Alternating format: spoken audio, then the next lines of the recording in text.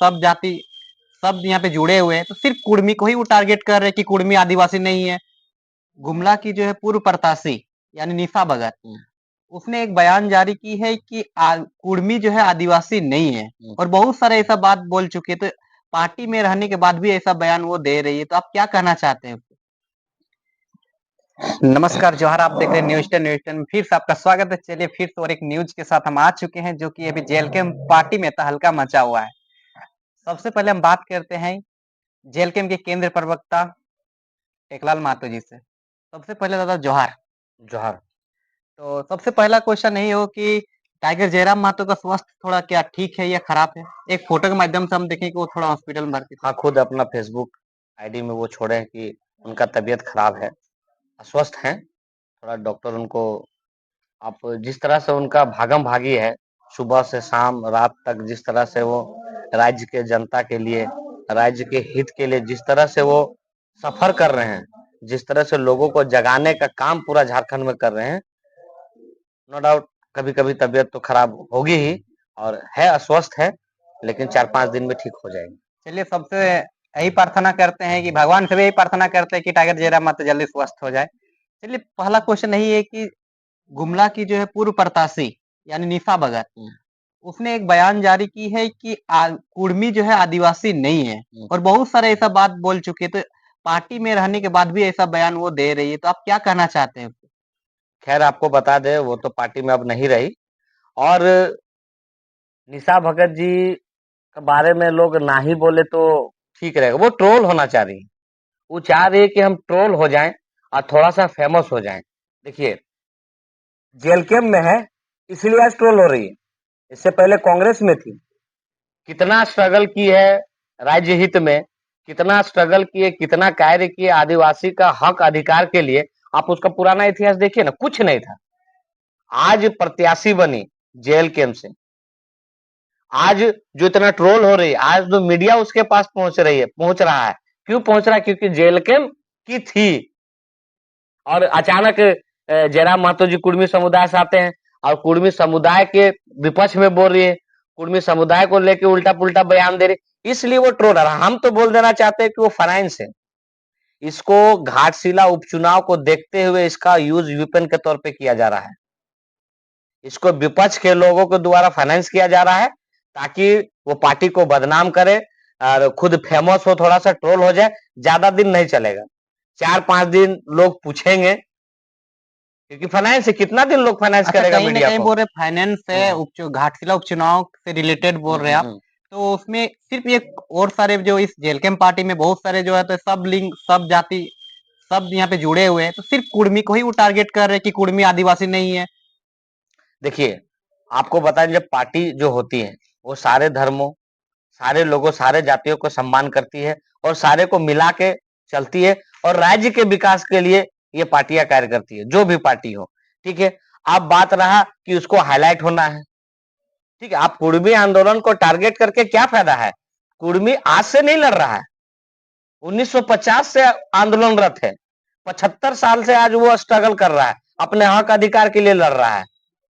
तो इस पे उलूर जुलूर बयान देना, और ऐसा बयान देना कि हम तो बोल रहे हैं कि वो ट्रोल होना चाह रहे। वो बोलती है कि कुर्मी होने के लिए जन्मजात कुर्मी होना चाहिए, आदिवासी घर में पैदा लेना चाहिए। तो कुर्मी लोग डाउनलोड होके थोड़ी आया है, सारे लोग पैदा ही हुए हैं, ऐसा बात थोड़ी है। जब हम लोग एसटी में शामिल थे, शेड्यूल थे, उस समय 12 जाति थे हमारे साथ। ठीक है, आज एसटी में 32 जाति हैं, तो वो कहां से आ गए? कहीं न कहीं सरकार के मापदंड अर्हता को पूरा करता होगा, तभी उसको शामिल किया गया। उसी चीज के लिए हम लोग लड़ रहे हैं। और लोग जो बोल रहे हैं कि आदिवासी बनना चाह रहा, आदिवासी बनना चाह रहा, ऐसा बात नहीं है। कुर्मी आदिवासी है, सरकार खुद बोला है कुर्मी आदिवासी है। ये गैर सरकारी आदिवासी गैजेट में लिखा हुआ है, बस हमको शेड्यूल होना है। अगर हम नहीं रहते तो गैर आदिवासी, गैर सरकारी आदिवासी क्यों लिखता सरकार? सरकार मान रही है, बस हमारे मैंने कुर्मी समुदाय के ऊपर राजनीति हो रहा है। आप ही बताइए, 1913 के गैजेट में हम हैं, 31 में हम हैं, फिर 50 में क्यों नहीं? सरकार बताए, क्यों आखिर हमें एसटी से हटाया गया, रीजन आप दीजिएगा ना कि मौन रहिएगा। कोर्ट गए, हाई कोर्ट भी केंद्र सरकार से पूछा है कि आखिर क्यों कुर्मियों को एसटी के लिस्ट से हटाया गया, अभी तक सरकार जवाब नहीं दे पा रही। अर्जुन मुंडा के समय में भी सरकार यहां से, झारखंड सरकार यहां से टीआरआई को डॉक्यूमेंट भेजा गया, केंद्र सरकार को भेजा गया। आज अर्जुन मुंडा भी चुप है, धोखा दे दिए हैं। ठीक है, हस्ताक्षर अभियान भी चला जिसमें 42 विधायक, 2 सांसद ने सिग्नेचर किया कि कुर्मी को एसटी में शामिल किया जाए, वो भी आज मौन है। आखिर एक बात बताइए हमको, सारे लोग आ रहे हैं कि कुर्मी एसटी होना चाहिए, खुद बोल रहे हैं, हम नहीं बोल रहे हैं, न्यूज़पेपर मीडिया सारे बयानों में दिख रहा है, पक्ष हो विपक्ष हो या कोई और जाति को भी हो। आखिर हस्ताक्षर अभियान में सिग्नेचर 42 विधायक तो कुर्मी तो नहीं उसमें साइन किए हैं, 2 सांसद उसमें साइन, कुर्मी तो सिर्फ नहीं किए हैं। और जेएमएम पार्टी का जो संविधान बना है उसमें भी लिखा हुआ है कि कुर्मी को एसटी में शामिल करने के लिए आंदोलन करना, उसको शामिल करना है। तो मेरा कहने का मतलब है, सब बोलते हैं फिर पीछे हट जाते हैं, लेकिन ऑथेंटिक बात कोई नहीं बोलता है।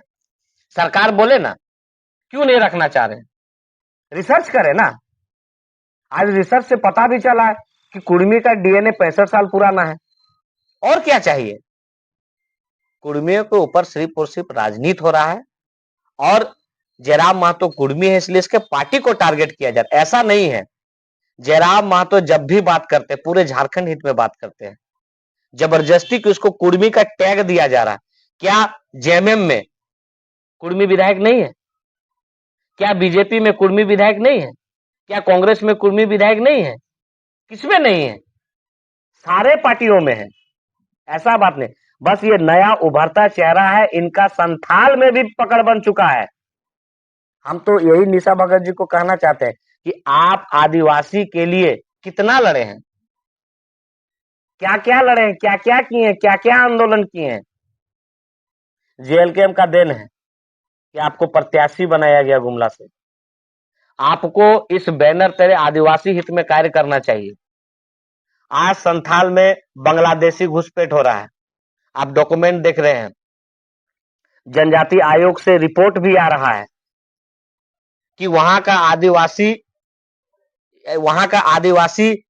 बांग्लादेशी आदिवासी महिलाओं से शादी कर रहे हैं, मुखिया चुनाव तक लड़ रहे हैं।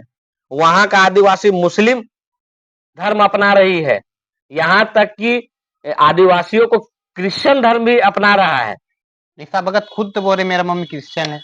वही तो बोले, उसको ज्यादा नहीं बोलना है, उसको बोलना मैंने उसको ट्रोल करना। और वो चाहती है कि हम ट्रोल करें और हम थोड़ा सा बाजार में आए, उससे कोई फायदा नहीं। 4-5 दिन का बात है, ठीक है, 4-5 दिन के बाद लोग उसको पूछेंगे भी नहीं। हम बोलना चाह रहे हैं कि आदिवासी हित में आप लड़िए ना। सीएनटी एसपीटी जमीन जो लूटा जा रहा है उस पर लड़िए ना, पार्टी हमेशा साथ देगी। देखिए, किसी भी लड़ाई जो सरकारी मापदंड हो, संवैधानिक तौर तरीका से हो, क्यों नहीं पार्टी साथ देगी। पार्टी में हर समुदाय के लोग हैं। 70+ सीट में जयराम महतो जी ने चुनाव लड़ा विधानसभा, क्या उसमें सारे लोग कुर्मी थे? नहीं, उसमें सारे जाति के लोग थे, सारे धर्म को लोगों को टिकट दिया गया। फिर ये कुर्मी का टैग क्यों? क्योंकि जयराम महतो पूरा झारखंड को जगाने का काम कर रहा है। क्यों? तो जयराम महतो का पकड़ संथाल में भी बन चुका है। संथाल के नेता, जितने भी संथाल के नेता बने, सारे लोगों ने संथाल को लूटा। आज 25 साल हो जाने के बाद भी, इतने आदिवासी मुख्यमंत्री हो जाने के बाद भी क्या स्थिति है संथाल में, आप जाके देख लीजिए। आज भी सीएनटी एसपीटी का उल्लंघन हो रहा है, इतने विधायक सांसद होने के बाद भी। यही चीज तो जयराम महतो जगाने का काम कर रहा है। और जिस तरह से संथाल में पकड़ बन रहा है, इसीलिए निशा भगत जी को उपयोग किया जा रहा है विपन के तौर पे, ताकि घाटशिला उपचुनाव में जयराम महतो डैमेज हो सके। लेकिन जयराम महतो को कोई डैमेज नहीं कर सकता है। निस्वार्थ झारखंड हित में वो लड़का निकला है, और आगे नहीं। जिस तरह से वो मेहनत कर रहे हैं, आम जनता भी देख रहा है, इसमें कोई दो मत राय नहीं है।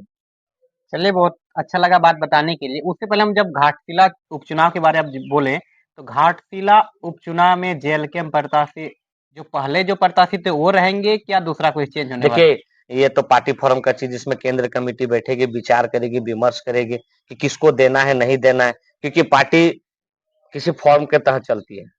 उसमें केंद्रीय कमेटी है और चयन कमेटी है, बहुत सारा चीजों के बारे में बात किया जाता है, प्लानिंग किया जाता है, उसके तहत पे टिकट मिलता है। तो नो डाउट हम लोग तो घाटशिला उपचुनाव लड़ेंगे। चलिए, उससे पहला बात और एक चीज़ है कि घाटशिला उपचुनाव में आपका मुद्दा क्या रहेगी? क्योंकि इसमें इससे पहले विधानसभा में आपका चुनाव जो होता है, ये विस्थापन आयोग का गठन किया गया, उसका क्रेडिट जो है बहुत सारे नेताओं ने पहले उसका बात उठाया था, लेकिन बहुत सारे विपक्ष का कहना है कि वो अपना क्रेडिट ले रहे हैं। देखिए, बात क्रेडिट का नहीं, क्या विधायक जी ने ये नहीं बोला कि क्या बोलते हैं, बड़का गांव के विधायक रोशन लाल चौधरी जी ने भी आवाज उठाया है, बड़का इसके बाद निर्मल महतो ने भी उठाया। देखिए, उठाया तो सबने में, सबने उठाया है, लेकिन विधायक जी को आपने सुना सदन में? जिद पे अड़ गए कि आखिर कब। वही रोशन लाल चौधरी हो चाहे निर्मल महतो हो, जो आपके सिधरी के विधायक, ठीक है, वो कहीं नहीं जिद कर रहे थे कि आपका 90 दिन पूर्ण हो गया, आप क्यों नहीं अभी तक बनाए? पिछले सदन चल रहा था, उसी समय विधानसभा सदन में आपने बोला था, क्यों नहीं बनाए? आपने धोखा देने का काम किया झारखंड को जनता को, ये कभी उन विधायकों ने नहीं बोला।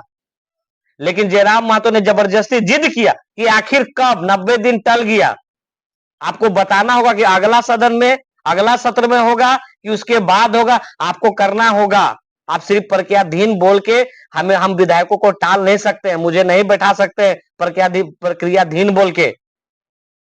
उन्होंने जिद किया और उस जिद पे अड़े भी, और उस जिद पे सरकार झुका भी, और आयोग बना। और आयोग बना तो सिर्फ एक समुदाय के लिए नहीं बना, सारे समुदायों के लिए बना है। इसलिए विधायक जी को बहुत बहुत धन्यवाद कि आपके जिद ने सरकार को झुकने पे विवश किया। और पुराने विधायक और जो वर्तमान में है, जिसने भी इस आवाज को उठाया था, उनको भी बहुत बहुत बधाई कि आपने भी सवाल उठाया था, और वो चीज आज आयोग गठन होने का प्रस्ताव भी पास हो गया। पूरे झारखंड वासियों को बहुत बहुत बधाई। बहुत जल्द अब धरातल में आए और कार्य करे। जो आज 50 साल, 60 साल, 70 साल से जो विस्थापितों को हक अधिकार नहीं मिला, आज का जमीन का मुआवजा नहीं मिला, आज तक नौकरी नहीं मिला है, वो मिलेगा। एक प्लेटफॉर्म तैयार हुआ जहां पे लोग शिकायत करेंगे। इसके लिए बहुत बहुत धन्यवाद झारखंड की जनता। चलिए, घाटशिला उपचुनाव के लिए नौजवानों का, आप वहां के नौजवानों को क्या बोलना चाहते हैं? घाटशिला के नौजवानों को हम यही बोलना चाहेंगे कि अगर आप बदलाव चाहते हैं तो क्रांति आपको लाना होगा, कंफर्ट जोन से निकलना होगा। जिन विधायकों को आपने आज तक विधायक बनाया झारखंड में आज 25 साल से, उनके कार्यों को देखना होगा कि वहां के जनता के हित में कितना कार्य हुआ। जो भी झारखंड सरकार के नीति नियम है, उस विधानसभा में धरातल तक कितने पहुंचा पाए। हम बता देना चाहते हैं, झारखंड में सारे नीति नियम बने हुए, ऐसा बात नहीं। जब झारखंड बना है तो नीति नियम भी बना है, लेकिन वो धरातल पे नहीं उतर रहा है। लैंड एक्वेशन किया जा रहा है, अगर भूमि अधिग्रहण किया जाता, ऐसा बात थोड़ी कि उसके लिए कानून नहीं बना है, लेकिन उस कानून के तहत काम नहीं हो रहा है। कोई चीज नीति बना है तभी तो फैक्ट्रियां लग रही है, रोड बन रहे हैं, कल कारखाना लग रहे हैं, ऐसे थोड़ी लग रहा है। नीति नियम है, लेकिन जो बना है अगर वो भी सही तरीके से अगर धरातल पे आ जाएंगे तो हमको लगता है झारखंड का 50% से ज्यादा जो प्रॉब्लम है, जो असुविधाएं हैं, सारे खत्म हो जाएंगे। तो हम घाटशिला के जनता को बोलना चाहेंगे कि आपको देखना होगा कि आदिवासी हित में कितना कार्य किया गया, वहां के शिक्षा पे कितना काम किया गया, वहां के स्वास्थ्य पे कितना काम किया गया, वहां के लोगों को आगे बढ़ाने के लिए कितना काम किया गया। ऐसा इस सारे चीजों का आकलन करना होगा, तभी जाके आपको आपको वोट देना है। और हम चाहेंगे कि अगर बदलाव चाहते हैं तो क्रांति लाना होगा। अभी जिस तरह से जयराम महतो जी झारखंड को लोगों को जगा रहे हैं, हम चाहते हैं कि एक मौका जेएलकेएम को दिया जाए और उसका रिजल्ट देखा जाए। जिस तरह से डुमरी में दिया गया और जिस तरह से जयराम महतो जी डुमरी में कार्य कर रहे हैं, जिस तरह से क्षेत्र में लगातार लगे हुए हैं, उसी तरह से घाटशिला में भी कार्य होगा। बहुत बहुत धन्यवाद। बहुत बहुत